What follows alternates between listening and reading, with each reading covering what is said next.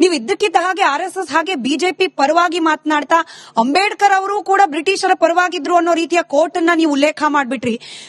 ಎಲ್ಲೋ ಒಂದ್ ಕಡೆ ಗಡಿಪಾರಿನ ಶಿಕ್ಷೆಯಿಂದ ತಪ್ಪಿಸ್ಕೊಳ್ಳಿಕ್ಕೆ ಅನಿವಾರ್ಯವಾಗಿ ಚೇತನ್ ಅವರು ಬಿಜೆಪಿ ಹಾಗೆ RSS ನ ಪರ ಬ್ಯಾಟ್ ಮಾಡ್ಲಿಕ್ಕೆ ಪ್ರಾರಂಭ ಮಾಡಿದ್ದಾರೆ. ನಾನು RSS ಬಿಜೆಪಿ ಪರ ಅಲ್ಲ.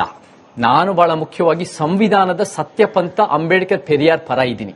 ಇವಾಗ ನಮ್ಗೆ ಗೊತ್ತಿದೆ RSS ಬಿಜೆಪಿಯು ಬೇರೆ ಬೇರೆ ರೀತಿಯಲ್ಲಿ ಸಂವಿಧಾನದ ಅವ್ರ ರೀತಿ ಬೇರೆ ಬೇರೆ ತಿರ್ಚ್ತಾ ಬರ್ತಾ ಇದ್ದಾರೆ. ಬಟ್ ಇತಿಹಾಸನೂ ಬೇರೆ ಬೇರೆ ರೀತಿ ತಿರ್ಚಿದ್ದಾರೆ. ಬಟ್ ಬಿಜೆಪಿ ಹಿಂದುತ್ವ RSS ಮಾತ್ರ ಒಂದು ಇತಿಹಾಸ ತಿರ್ಚಿಲ್ಲ. ಈ ಕಾಂಗ್ರೆಸ್ ಮತ್ತೆ ಮನುವಾದದ ಗಾಂಧಿವಾದನೂ ಇತಿಹಾಸ ತಿರ್ಚ್ಕೊಂಡ್ ಬರ್ತಾ ಇದ್ದಾರೆ. ಅವ್ರೇನ್ ಹೇಳ್ತಾರೆ ಅಂದ್ರೆ ಅವರು ಮಾತ್ರ ದೇಶ ಪ್ರೇಮಿಗಳು. ಅವರನ್ನ ಸೈದ್ಧಾಂತಿಕವಾಗಿ ಪ್ರಶ್ನೆ ಮಾಡಿರೋ ಸಾವರ್ಕರ್, ಶ್ಯಾಮ್ ಪ್ರಸಾದ್ ಮುಖರ್ಜಿ ಬ್ರಿಟಿಷ್ನವ್ರ ಪರ ಅಂತ ಹೇಳ್ತಾರೆ.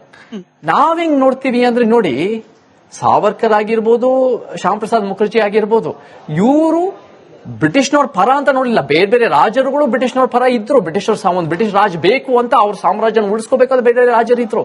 ಆದ್ರೆ ಈ ಎರಡು ವ್ಯಕ್ತಿಗಳು ಅವ್ರ ರೀತಿನಲ್ಲೂ ಬ್ರಿಟಿಷ್ನವ್ರ ಪ್ರಶ್ನೆ ಮಾಡಿ ಬಹಳ ಮುಖ್ಯವಾಗಿ ಕಾಂಗ್ರೆಸ್ ಕೂಡ ಅದಕ್ಕೆ ಪರಿಹಾರ ಅಲ್ಲ ಅನ್ನೋ ರೀತಿ ಬಲಪಂಥಿ ದೃಷ್ಟಿನಲ್ಲಿ ಪ್ರಶ್ನೆ ಮಾಡಿದ್ದಾರೆ.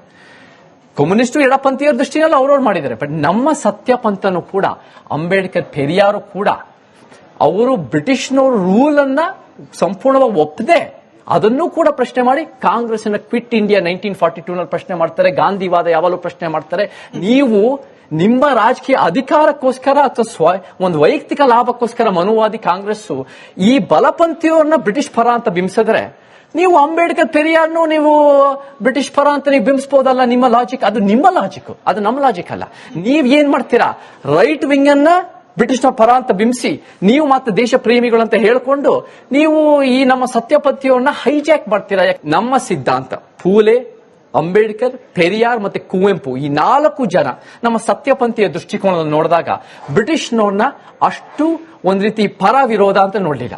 ನಮ್ಮ 4 ಜನ ಹೆಂಗ್ ನೋಡ್ತಾರೆ ಅಂದ್ರೆ, ಬ್ರಿಟಿಷ್ನವರು ಆರ್ಥಿಕವಾಗಿ ಬಹಳ ದೊಡ್ಡ ಪ್ರಮಾಣದಲ್ಲಿ ಧ್ವಂಸ ಮಾಡಿದ್ದಾರೆ ದೇಶನ, ಬಹಳ ದೊಡ್ಡ ಮಟ್ಟದಲ್ಲಿ ಲೂಟಿ ಮಾಡಿದ್ದಾರೆ, ಅದ್ರಲ್ಲಿ 2 ಮಾತಿಲ್ಲ. ಆದ್ರೆ ಸಾಮಾಜಿಕ ಸುಧಾರಣೆ ರೀತಿನಲ್ಲಿ ಮತ್ತೆ ಶೈಕ್ಷಣಿಕ ರೀತಿನಲ್ಲಿ ಮತ್ತೆ ಒಂದು ರೀತಿ ವೈಜ್ಞಾನಿಕ ಚಿಂತನೆಯಲ್ಲಿ ಹಿಂದುಳಿದ ವರ್ಗಗಳಿಗೆ, ಬಹಳ ಒಂದು ರೀತಿ ಶೋಷಿತ ವರ್ಗಗಳಿಗೆ ಒಂದು ಮಟ್ಟಿಗೆ ನ್ಯಾಯ ಸಿಕ್ಕಿದೆ, ಬೆಳವಣಿಗೆ ಸಿಕ್ಕಿದೆ ಬ್ರಿಟಿಷ್ನವರಿಂದ ಅನ್ನೋದು ಈ 4 ಜನ ನಮ್ಮ ಸಮಾನತೆಯ ಸಿದ್ಧಾಂತದ ಐಕಾನ್ಗಳು ಆ ರೀತಿ ಮಂಡನೆ ಮಾಡಿದ್ದಾರೆ.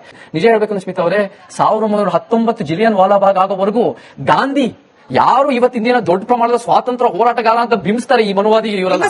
ಆದ್ರೆ ಅವರು 1919 ತನಕ ಬ್ರಿಟಿಷ್ ರಾಜ್ ಮತ್ತೆ ಬ್ರಿಟಿಷ್ ಸಾಮ್ರಾಜ್ಯದ ಕಲೋನಿಸಂ ಹಾಡಿ ಹೊಗಳ್ತಾ ಇದ್ರು ಗಾಂಧಿ ಅವರು 1919 ಜಲಿಯನ್ ವಾಲಾಬಾಗ್ ಆಗೋವರೆಗೂ.